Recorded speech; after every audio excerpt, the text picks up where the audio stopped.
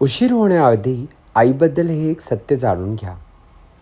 आईला दोष देण्याआधी हे एकदा मन लावून ऐका. कदाचित ही शब्द तुमच्या मनात काहीतरी कायमचं बदलून जातील. खूप वेळा आपण मोठे होताना आई कुठे रागावलं, आई कुठे चुकली, कुठे आपल्याला समजून घेतलं नाही हेच जास्त लक्षात ठेवतो.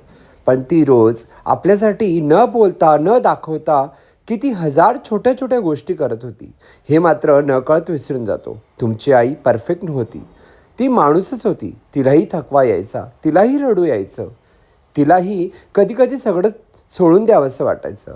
काही दिवस खूप दमलेली असती, काही दिवस मनाने हारलेली होती, पण काही दिवस ती आतून तुटलेली असूनही फक्त तुमच्यासाठी हसत उभी राहिली होती. अशी आपली आई. म्हणून आईला कधी दुखवू नका. आईसोबत आपली स्वप्न पूर्ण करा. आई हे जग फार सुंदर आहे आणि जगावेगळं एक नातं आहे. आईसारखं प्रेम हे आपल्याला आयुष्यात कोणी करू शकत नाही. आपली दैनंदिन जीवनात आईसारखं कोणीही आपल्यासाठी वागू शकत नाही. बायको, बहीण, भाऊ, आत्या, मामा, काका हे सगळे नाते एक जगावेगळे असावेत, तरी आई ही सगळ्यात सर्वश्रेष्ठ आहे.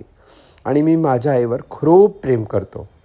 माझ्या आयुष्यात आईशिवाय माझ्यावर कोणी प्रेम केलं नाही आणि त्यामुळे मला हे सुंदर जग बघायला मिळाले.